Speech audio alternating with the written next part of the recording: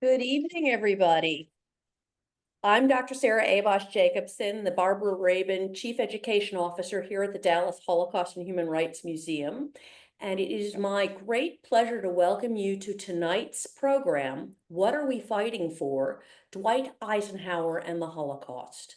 I'd like to start this evening by extending a special thank you to all of our community partners for this program, Dallas After School, Green Hill School, Jewish Federation of Greater Dallas, Southwest Jewish Congress, Temple Shalom, and the Texas Holocaust, Genocide, and Anti-Semitism Advisory Commission. Thank you all so very much for the support of the museum. I would also like to extend a special welcome to our board members, museum members, second-generation survivors, and volunteers watching tonight, as well as anyone who is new to our programming at the museum. Your support helps us to continue to offer programs like these. So, what are we going to be dealing with this evening? On May 8th, 1945, known as Victory in Europe Day, or VE Day, Nazi Germany unconditionally surrendered to Allied forces. Celebrations erupted around the world to mark the end of World War II in Europe. Although World War II was not yet over, Japan still continued its imperial pursuit throughout the Pacific. Still, the defeat of Nazi Germany marked a critical moment for the Allied forces. We gather virtually tonight to commemorate the 80th anniversary of VE Day with a special presentation by Dr. Jason Lantzer, a native Hoosier. That means he's from the great state of Indiana. Jason Lantzer holds a BA, an MA, and a Ph.D., all from Indiana University. He is the author of 8 books, including the recently published Dwight Eisenhower and the Holocaust, a History. His research and writing interests center on the intersection of religion, politics, and law in American history. He has served as the assistant director of the Butler University Honors Program since 2013. We will leave time at the end of the program for questions and answers. Please use the Q&A button that's at the bottom of your screen, and you can type out and submit your questions as they occur to you, and we will get to as many of those as we possibly can. I would now like to invite Dr. Lantzer to begin his presentation. Well, thank you very much, Sarah, and thank you everyone for joining us tonight. You're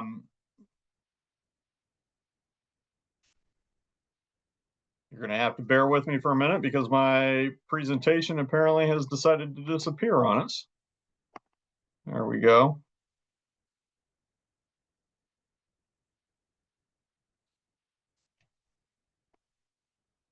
Technology is a wonderful thing, especially when it works.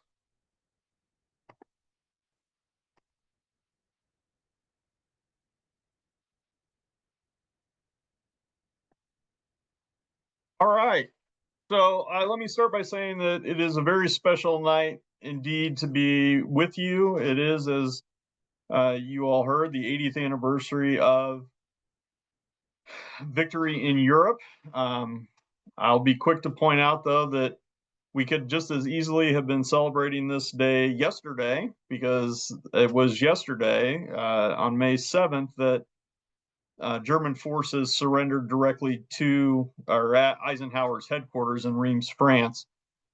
We go with the 8th primarily because our Soviet allies requested another ceremony of surrender in Berlin.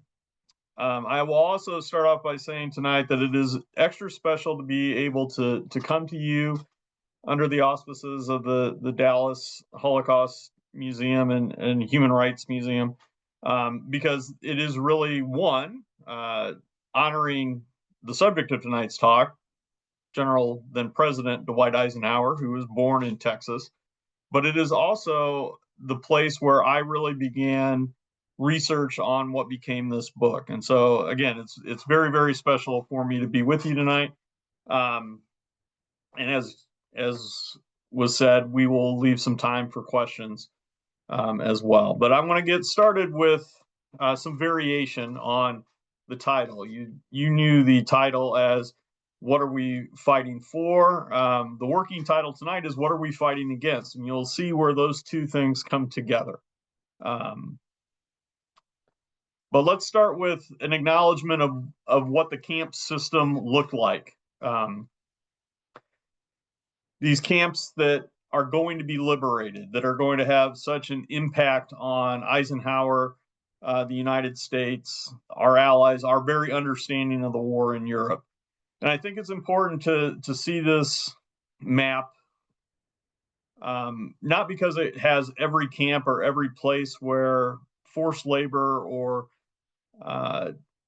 slave labor or a prisoner of the Nazi system was doing work, but rather just because it is such a large number of camps that we've identified as quote unquote major areas.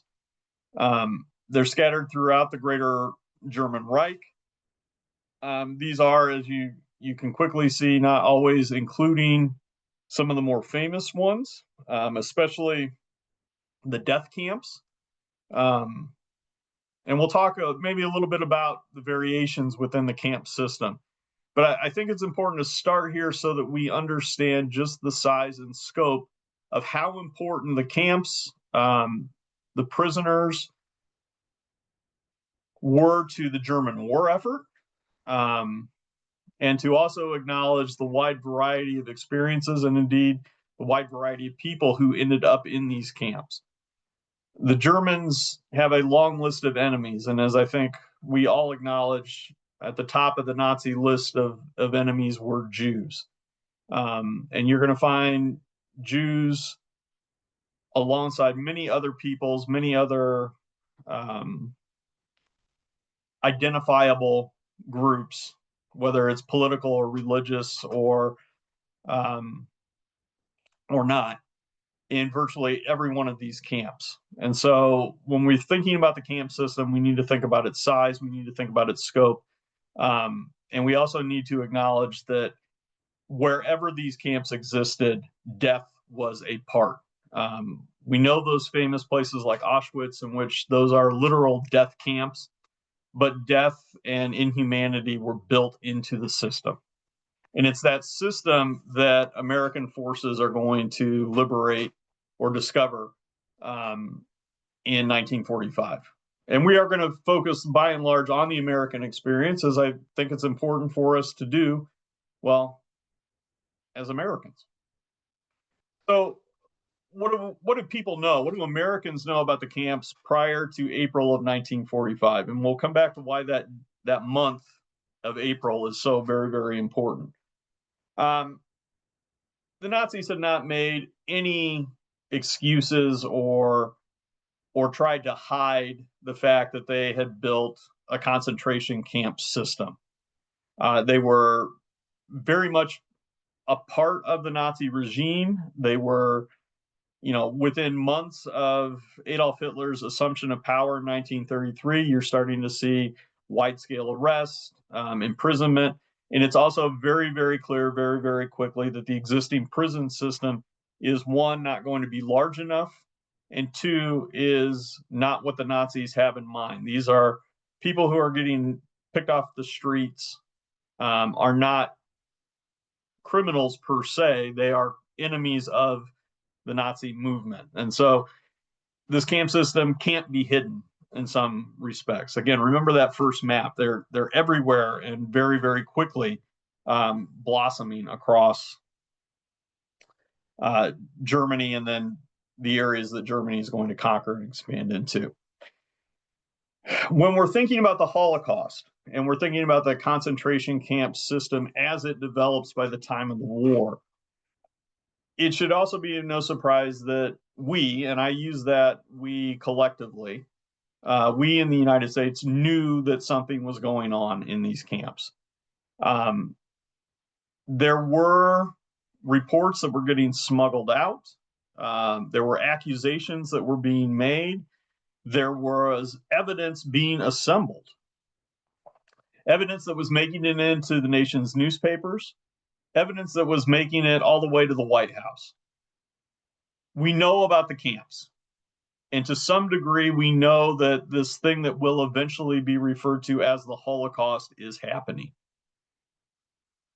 But, and this is a very big but, At no point in time does leadership in either Washington, D.C., and the Roosevelt administration, nor in London, and definitely not in Moscow, at no point in time are the big three allies talking about what they know as part of any sort of war aim or a portion of planning for how they are going to fight this war and fight the Nazis.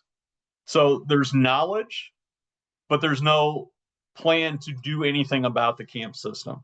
In fact, very early on, and you see this in the last bullet point on this slide, the sort of route answer that the Roosevelt administration in particular starts to give is that the best way to end the killing in the camps is to win the war. If you win the war, you'll end the camp system. As we'll maybe discuss a little bit more, that's very sound logic. It's 100% true, but it also does nothing about the camps in the meantime. So we have this knowledge. There's definitely proof and accusations of war crimes that the Nazis are committing. By early 1945, the Soviets, as they are pushing into Poland, are encountering, even the summer of 1944, they're encountering remnants of some of the death camps. By January of 1945, they've liberated Auschwitz. However, there is a general failure coming from our Soviet allies to really publicize or incorporate what they found into a larger understanding of the war. In part, that can be attributed to the fact that they are shocked by what they find. It's not that they don't document. It's not that they don't have press people, including some reporters who are attached to Western newspapers with them. It's that they can't make sense of it either. And when you think of the brutality of the war on the Eastern Front, the war that Russia and Germany have been waging, to say that people could still be shocked isn't in and of itself shocking. The other part of that, and I think this is important to understand too, is that Joseph Stalin, the leader of the Soviet Union, has already begun to articulate an argument in which no one can be allowed to be seen as suffering more than the Soviet Union. There's some good reasons for that, but the larger fact of the matter is that means that anyone who was part of the Soviet Union should be counted as a Soviet loss. So, for example, Jews who are rounded up from the USSR and taken to death camps, Stalin says they were done so because they were Soviet citizens, not because they were Jews. And yet we know that the Nazis are specifically targeting them, not because they're Soviet citizens, but because they were Jews. So there's this notion of sort of almost a blackout from the Soviet side. We're not going to publicize the death camps as much. There's one other thing that needs to be said, and that is when news of, say, Auschwitz reaches London, for example, and can go out over the wire, there's widespread disbelief. In large part, it's disbelief driven by a fear that this is just propaganda. And on the American side of things, despite mounting evidence, despite pushes to make ending what we're hearing about what we now know is happening, despite all that, there is a very real fear that this somehow might just be wartime propaganda. And in the Americans' experience, that goes back to World War I, in which we had been told, we've been assured, we'd heard stories where there had been tours that had purported to have evidence that the Germans were doing horrible, horrible things in Belgium. And then after the war, it turned out that none of that was true, that it was British propaganda. And so you have a generation of American leaders who are very, very gun shy when it comes to being told this is what's happening. Okay, that's all background. What's going on? Well, what's going on is prior to April of 1945, and here you have Eisenhower, perhaps one of his most famous photographs. talking to the 101st Airborne Division prior to the D-Day landings. You have a patriotic reasoning for the war, right? If the war isn't going to be about ending the suffering of people in these camps, the deaths, the murders of people in these camps, what are we fighting for? And the argument is that it is a very patriotic undertaking. I'll read here briefly from Eisenhower's D-Day proclamation. You're about to embark upon the Great Crusade. Note that word, Great Crusade. The eyes of the world are upon you. The hopes and prayers of liberty-loving peoples everywhere march with you.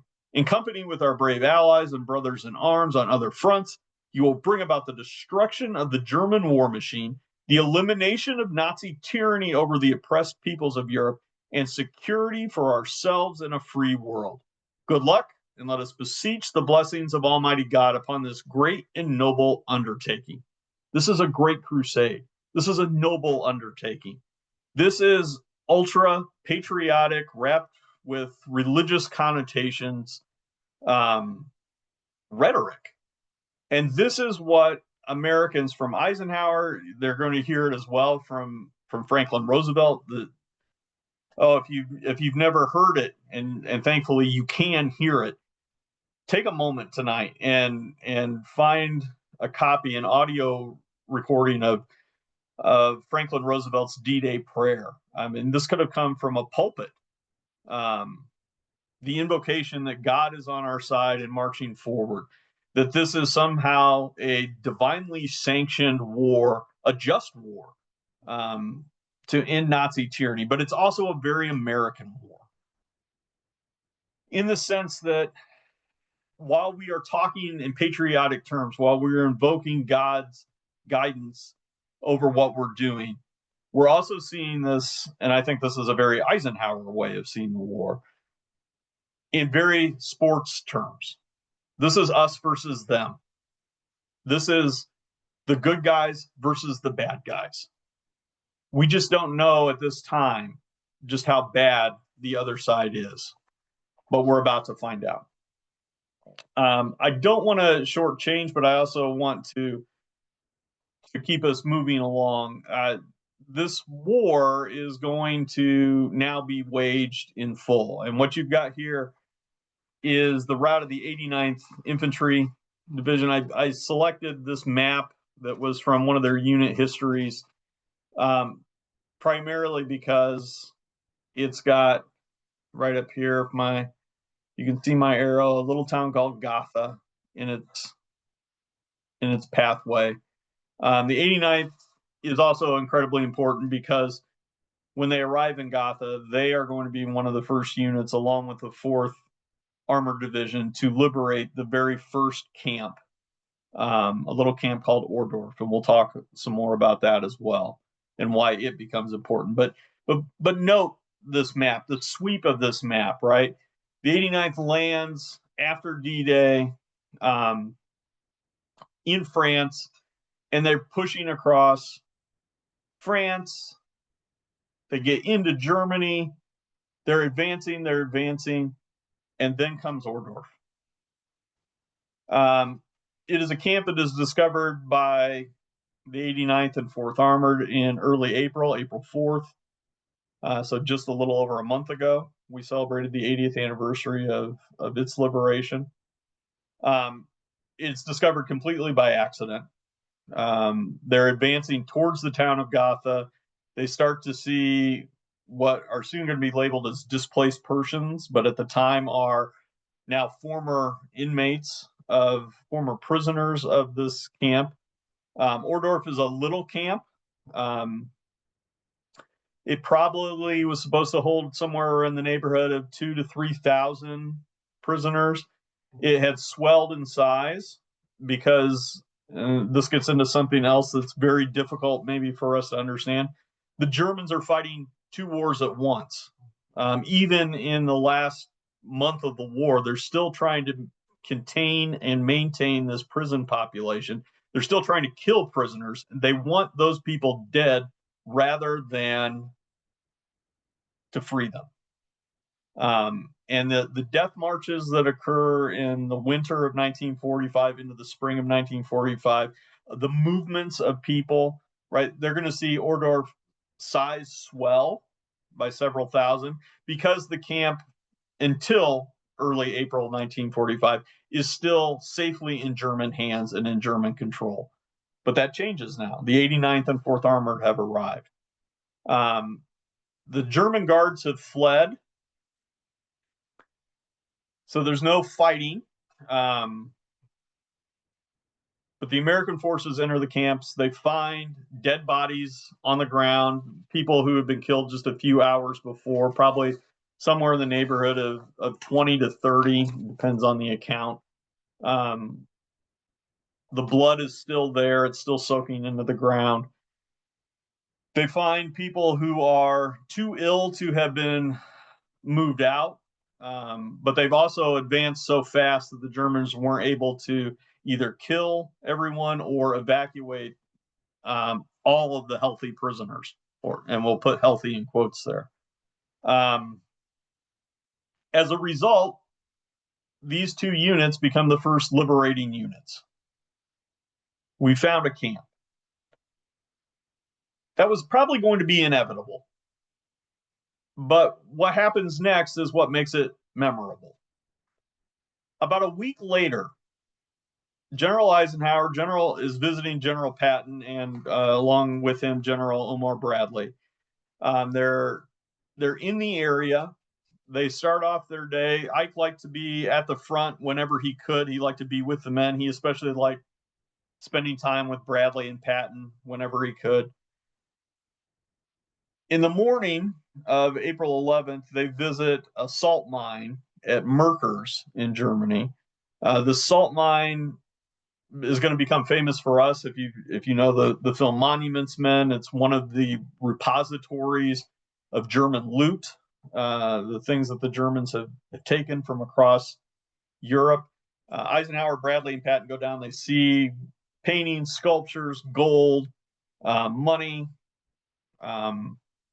They're having a pretty good time of it. This is obvious that they've captured something major, significant, but it's also obvious that the war is coming to an end. They've got the Germans on the run. And then, almost as an afterthought, one of Patton's aides mentions that last week we encountered some sort of camp, and would the generals like to go and visit it? And Eisenhower says yes. And I would argue, ladies and gentlemen, that yes is one of the most significant, important, almost orders that Eisenhower gives during the course of the war. That yes means we're going to go see this camp. Here's where it's perhaps useful for us to ask, well, what did Eisenhower know about these camps prior to this moment, prior to saying this yes? He knew that the Germans had a camp system. Everybody knew there was a camp system, but it is not a priority when it comes to his job. His mission is to destroy the German military capacity to fight this war.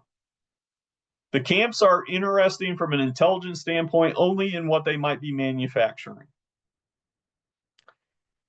I like to think that a good way to think about this is that Eisenhower has about 1 million different things that are placed on his desk, and they all need to be assembled, right? They're pieces of a larger puzzle, but nobody's looking at these particular pieces and how they fit together.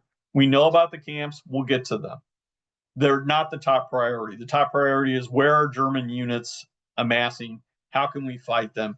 And to the extent that camps enter the narrative, it is, what are they building there?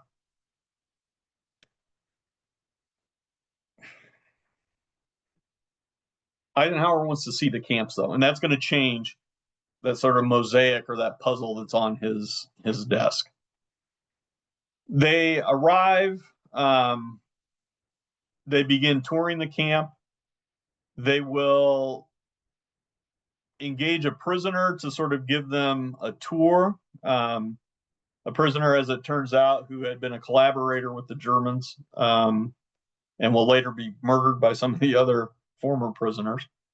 Eisenhower requests an official interpreter It's become evident that the people in the camps speak a variety of languages, so the decision is made to talk in German. He doesn't have his official interpreter with him. He's back at Patton's headquarters and is being brought up.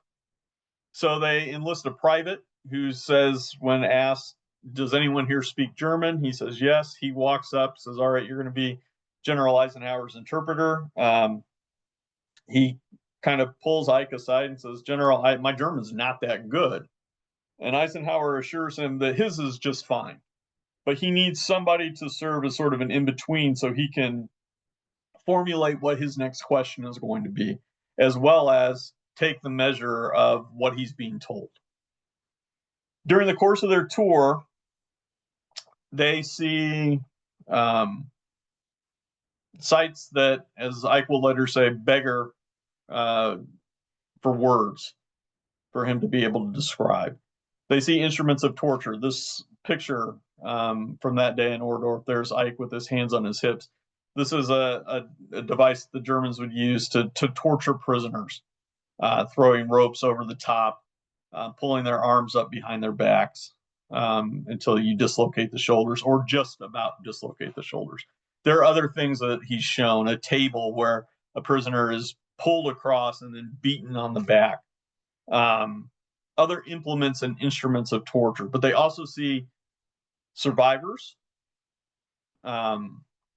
Eisenhower converses with some of them. They also see bodies, lots and lots of dead bodies. Virtually every prison camp in the German lager system had a crematoria to dispose of the dead. What Eisenhower discovers at Ohrdruf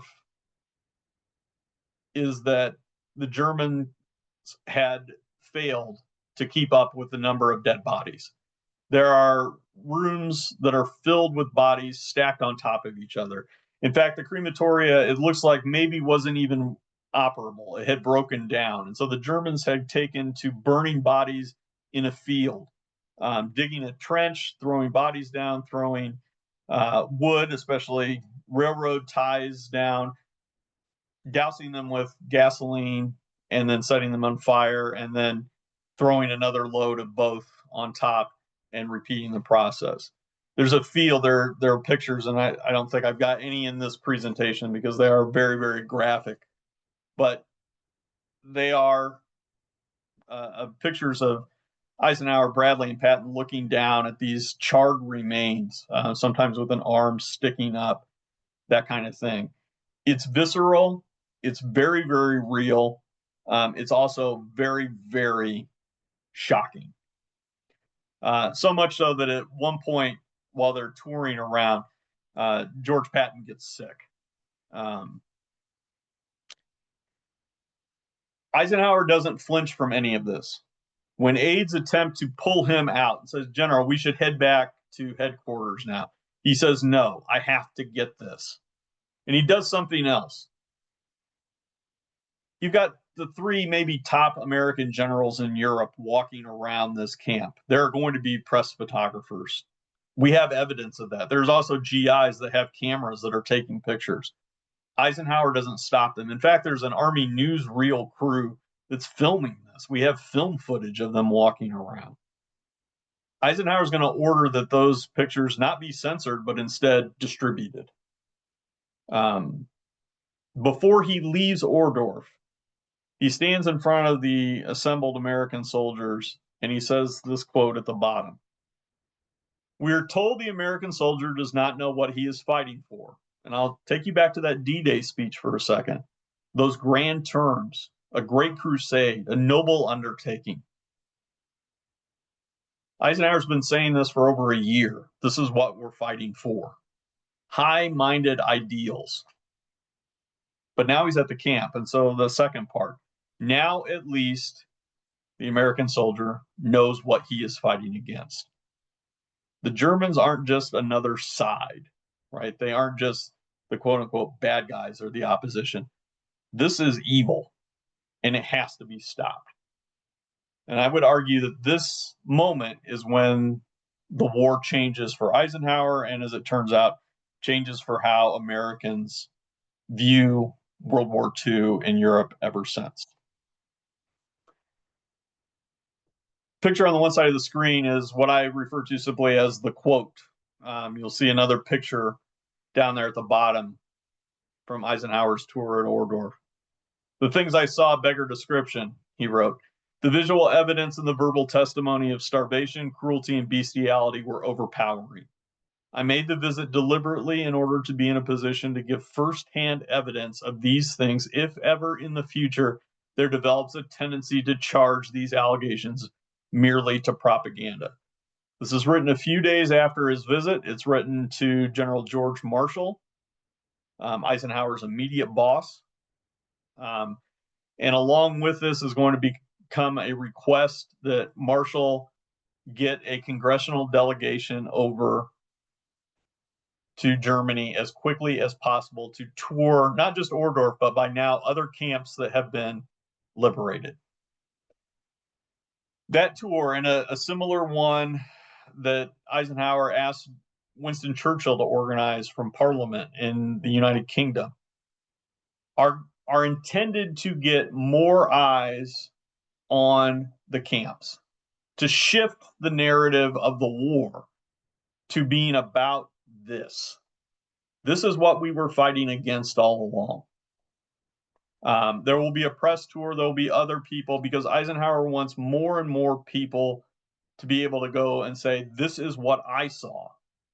You don't have to trust some newspaper account.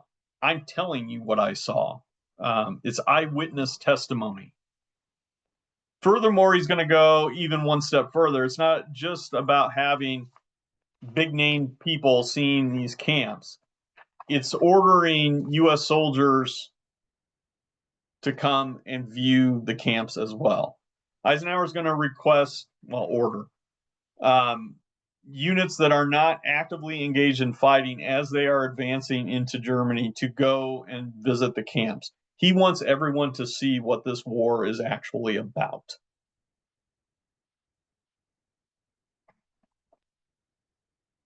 Here's another picture, right, of the railroad tie funeral pyre, as George Patton refers to it. One of the things I hope you take away from this is that becoming liberators gives the war a moral edge that really had not been there for the Allies before.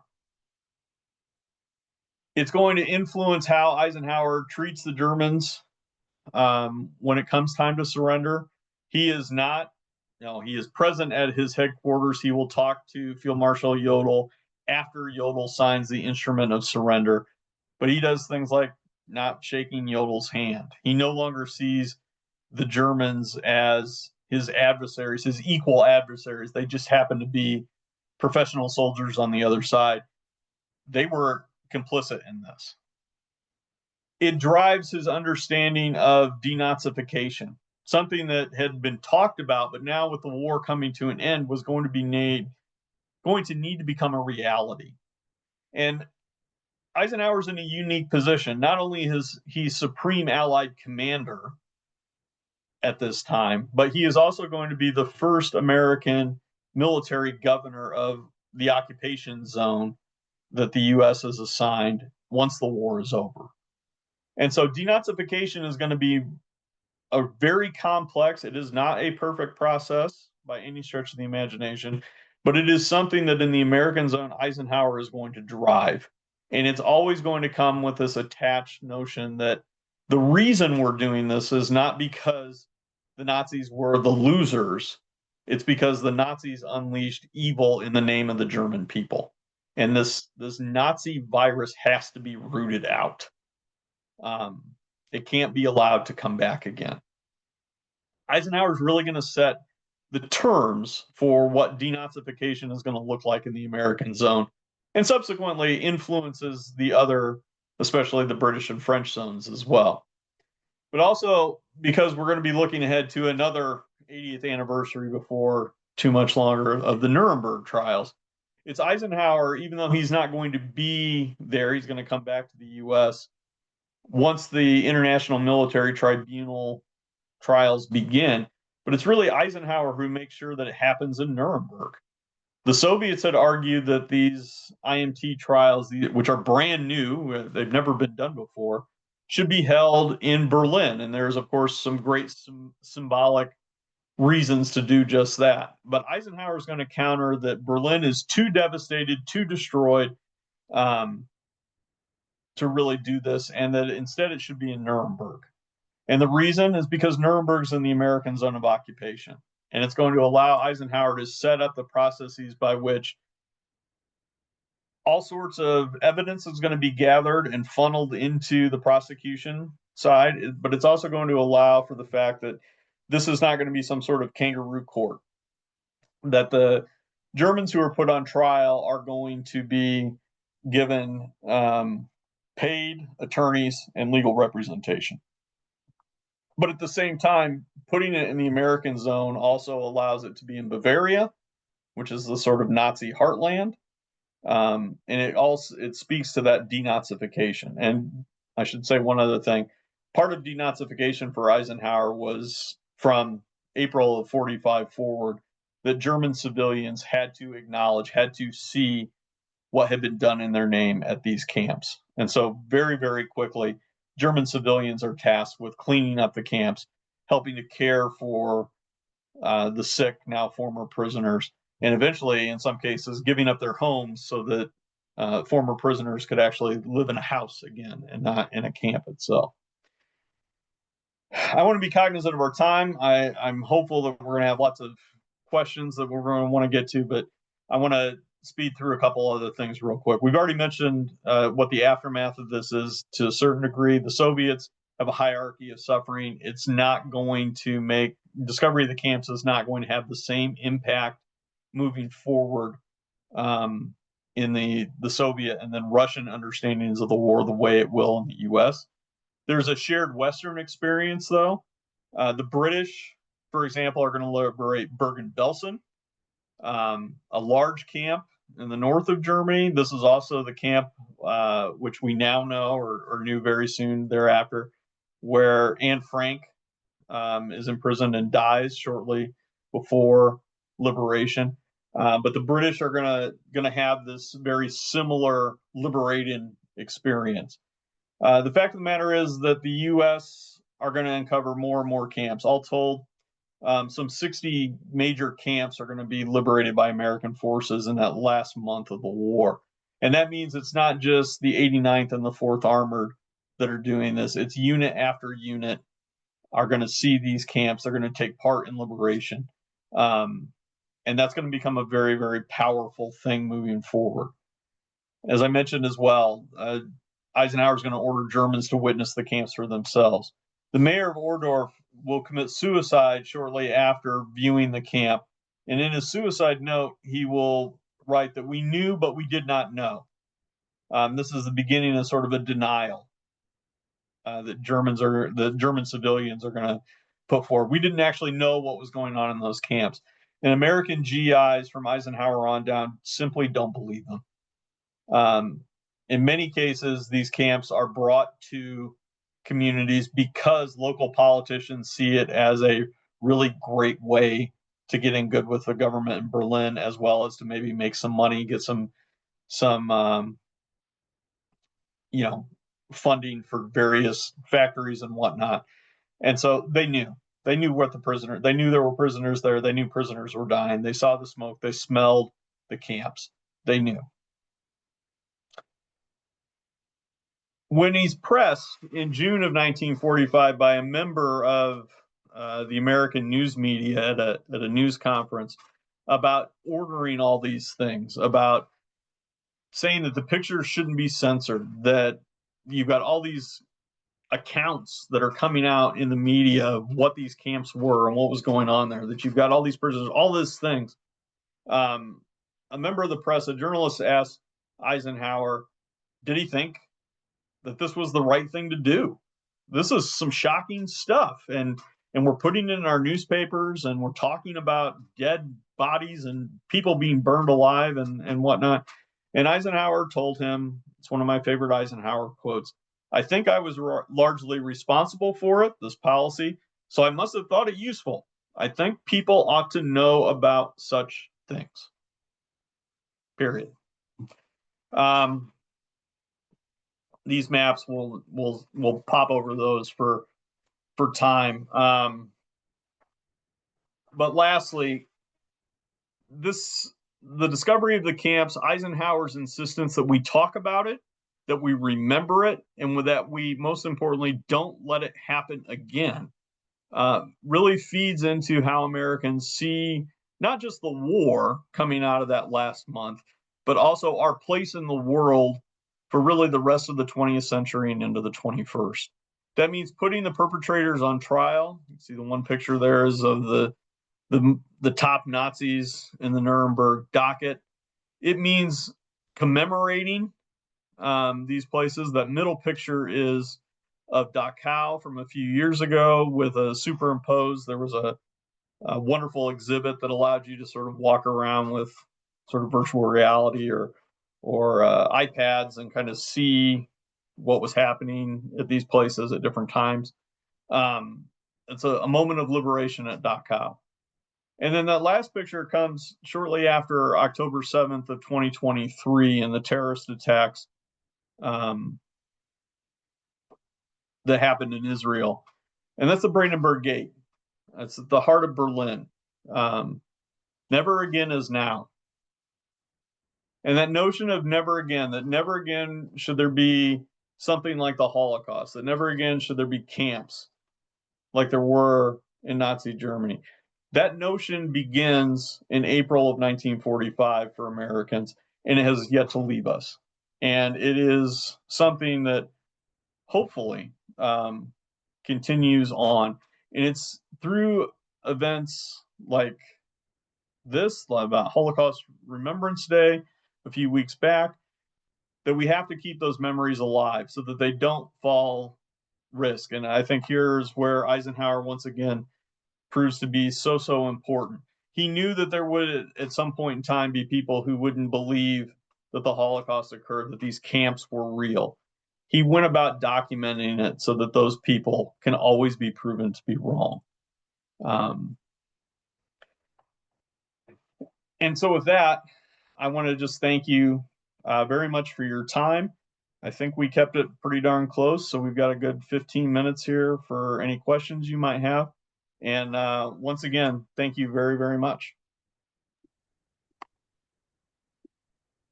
Thank you, Dr. Lantzer. That was really interesting.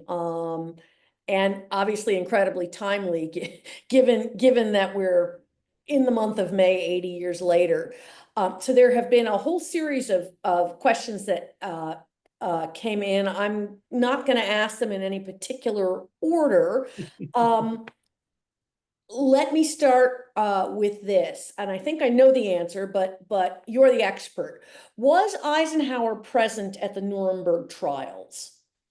So he's actually already back in the United States, but he sets up Nuremberg, for lack of a better term. It's his plan in a lot of respects. He did meet with the American chief prosecutor, Robert Jackson, Supreme Court Justice Robert Jackson. They met and discussed putting together evidence before Eisenhower came home. Eisenhower returned to the United States in November of 1945, so before the trials are really underway. But he had set up all the logistics, and it really is on him that we get Nuremberg. But I'll share one other thing.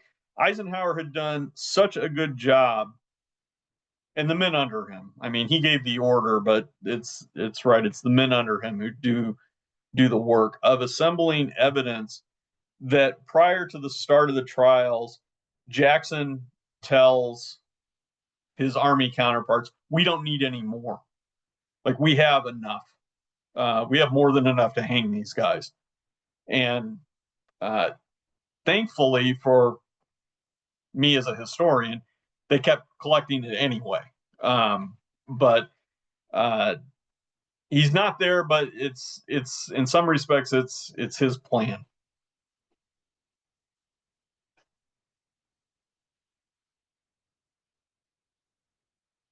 I don't know if you've been through our exhibit when you visited here, but we have a section on the international military tribunals that actually, there's a panel section that focuses on the lawyers who were part of the prosecutorial team, all of whom, there's 4 of them who end up in Dallas at SMU Law School, including Roger Story, whose diary of traveling around Germany and picking up evidence to bring back to Jackson for the team. It's there. It's handwritten. It's very interesting. Okay, next question. If Eisenhower didn't promote his firsthand experience of the camps, what do you think Holocaust denial would look like today? Would it be different, or did it not have any effect? It's an interesting question. I think it would be much easier to deny the Holocaust as an organized, systematic rounding up of enemies and murdering them. How this hierarchy? I mean, we talk about hierarchies here, but the Nazis have a long list of people they want eliminated. Jews at the top. We have that evidence because Eisenhower pushed to collect it and to keep it alive. It doesn't fall into this sort of he said, she said kind of thing where, well, okay, yeah, you're going to say that because you're on the American side, and the Germans didn't really do that. You don't have any proof of that. It gets harder and harder, I think, and this is where, again, I think Eisenhower's decision that he is going to bear witness and have hundreds, thousands of others bear witness as well, because he knows that not everybody's going to pick up a book and read it.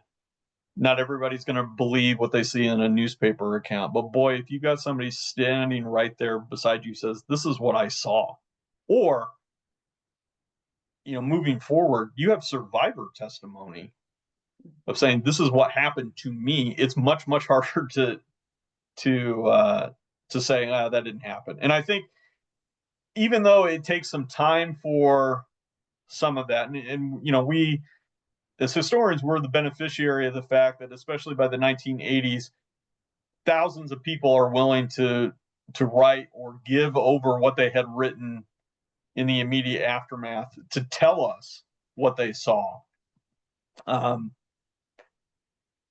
It takes time to get that sort of secondary push of those firsthand accounts, but boy, is it important, especially.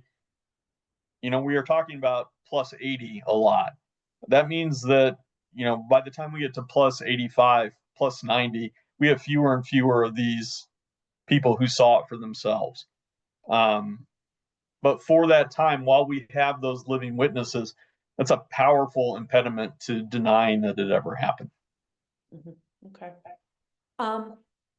You mentioned that Eisenhower opened Ohrdruf to everyone to basically serve as eyewitnesses to what had happened there. What reactions did the townspeople of Ohrdruf have? And you did note that the mayor and his wife committed suicide. Did they interact with soldiers, and if so, how? And did they know anything about the camp? They absolutely knew about the camp. These camps are not placed in the middle of nowhere. They're usually on the outskirts. Yes, they're not always. There are some that are very much in municipal boundaries, if you will. But camps like Ohrdruf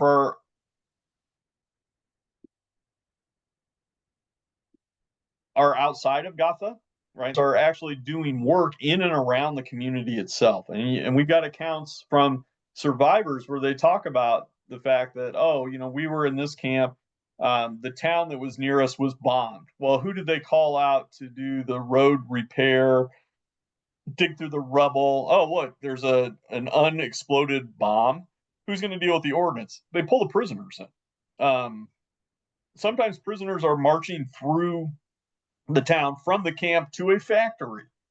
The Germans knew. they're benefiting from the proximity to the camp in terms of these factories that are popping up, the local economy surging, not because of the prisoners per se, but because of the German soldiers who are the SS, who are billeted to watch over the camps. And where are they spending their money? They're spending their money in the town. And then you just get the fact, and this is one of those things.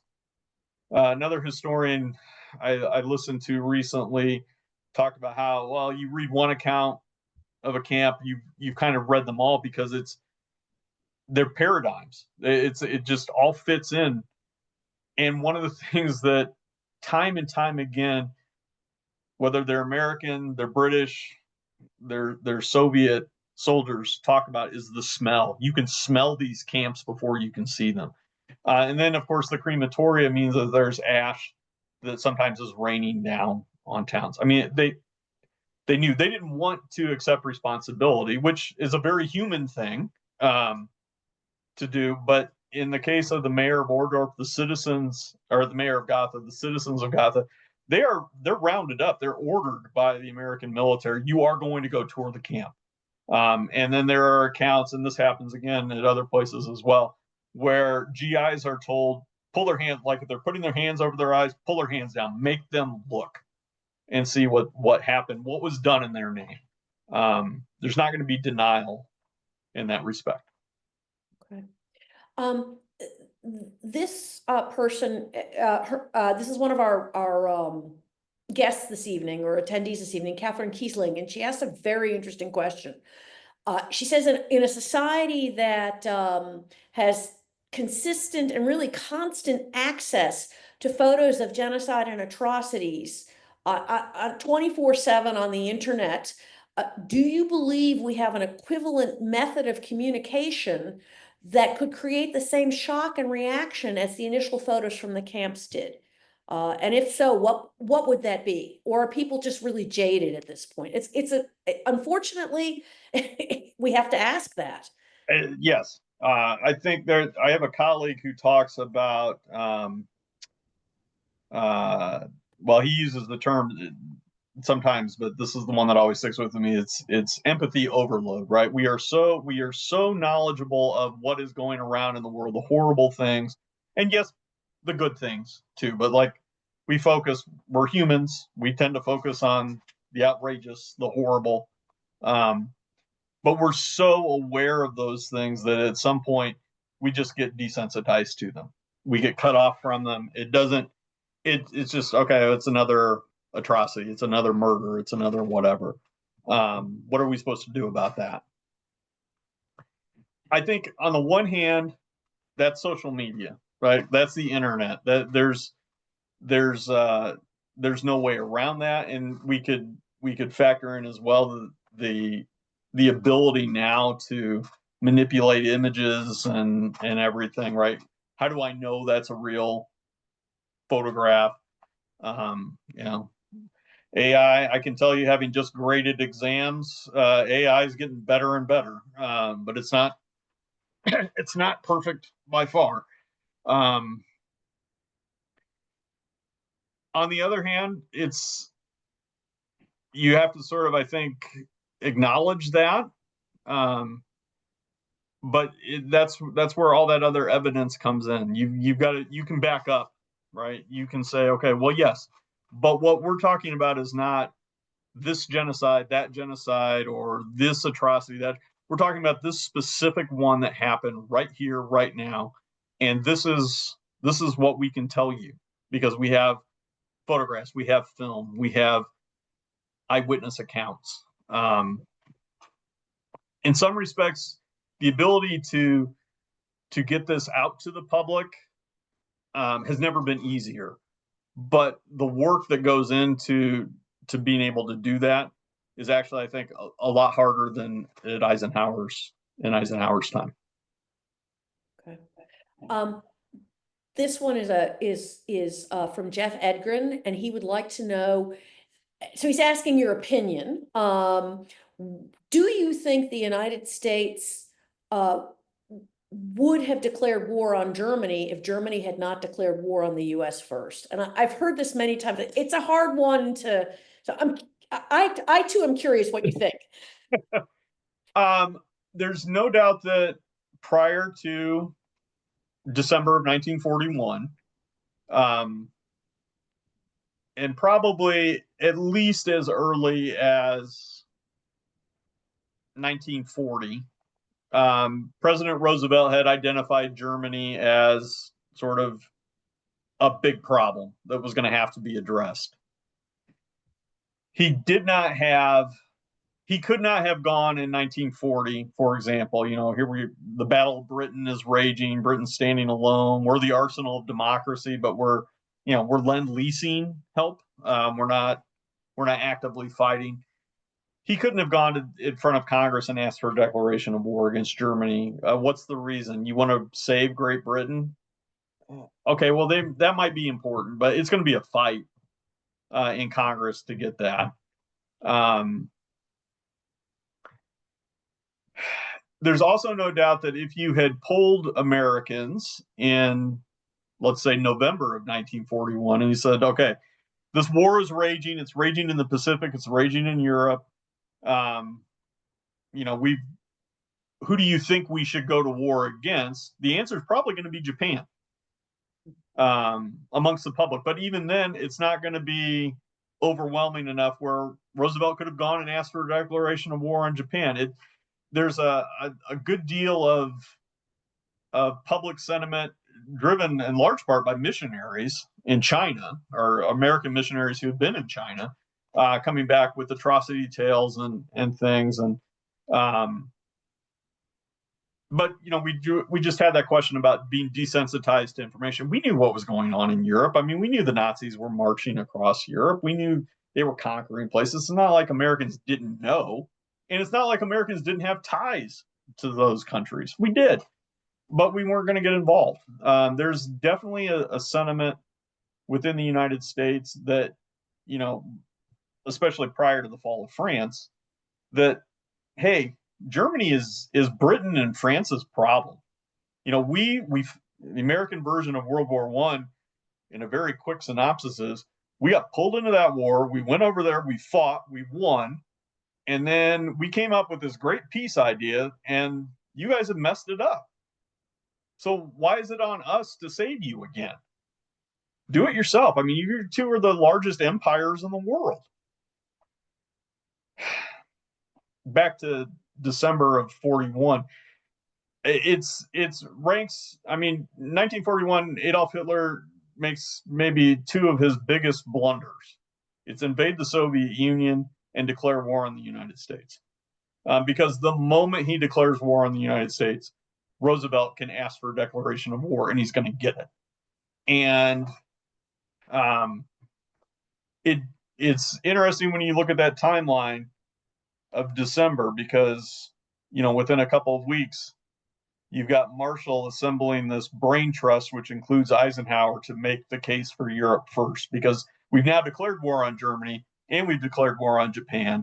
Japan attacked us. Who are we going to fight first?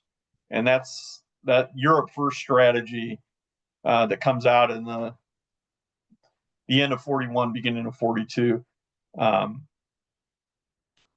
That seals the deal. But so the short answer, which of course now comes after the long answer, is no, we would not have been able to declare war on Germany if Germany hadn't declared war on the U.S.